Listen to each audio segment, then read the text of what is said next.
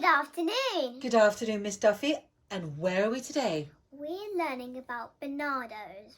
Barnardo's, that rings a bell. It does. Can you tell me a bit more about him, please? He was born in 1845 in Ireland in the town of Dublin. He was a very greedy boy and selfish. He got angry with people for no reason. But as he got older, he cared for other people because he saw the actions of when he was younger. And he went to London to train to be a doctor. And when he qualified, he wanted to go to China to help the poor people.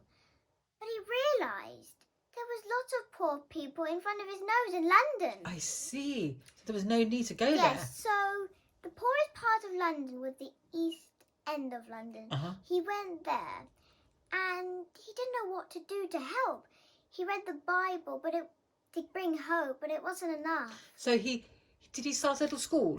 He did start a school. It was called the Ragged School, and the children were a ragged lot. Can we see some? Yeah, so this is what maybe the poor children would have looked like. Wow, they are a ragged lot. Yeah. So these are the children of the workers. Yes. Some of them probably didn't have any homes. Yeah. And he decided to bring them to a classroom. Yes. How did that work out? Well, the children were really silly, because they'd never been into a school. They They'd wouldn't never know what really to do. concentrated. No. So they'd never been sat at a desk. So they'd probably just stand on their chairs going, waiting. Being a bit cheeky. Yes. But then again, at least they had somewhere to go. But and it was warm. patient. Right, he was kind. Yes, and they did a little bit of reading and writing every day. On the chalkboards. Yes. And it was an ordinary day. He was locking up. Mhm. And he came across a small boy called Jim Jarvis. Mhm. He said, you have to lock up, you have to go. But he said, I want to stay here until the morning. He said, don't you have a mother and a father? No.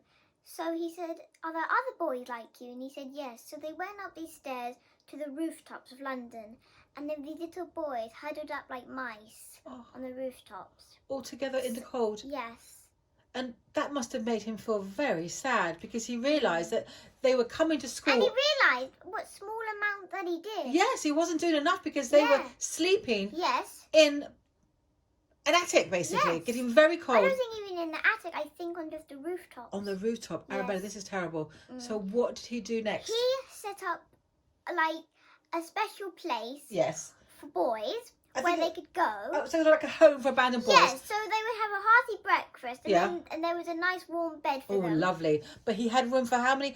25. 25 boys. So one day there was a knock on the door and there was a boy, but all the rooms were full. So he said no. He sent him away? Yes. And he slept. And the next morning he saw two men carrying a body. And it was the boy that he refused. You're kidding me. Because he died? Yeah. In the cold? Because he sent him away. That must have really hurt. What he did, because he was so sad, he put, no child will be ever refused. So no destitute child will ever be refused admission. Yes. Because of that incident. So this little boy didn't really die yes, he died, but it wasn't all bad because from that moment he realised, I'm going to save every child. He'll save every child. Yes. He didn't die in vain. That's what I was trying to say. So from that moment, he let everybody in. Yes. This is wonderful. And that's what we have today. Yes. Barnardo's. I think he helped 80,000 kids. Yes. And there were 96 homes. Arabella. Yes. I think he was an incredible man. I think he was. Thank you so much for sharing this story with us. My pleasure. Bye.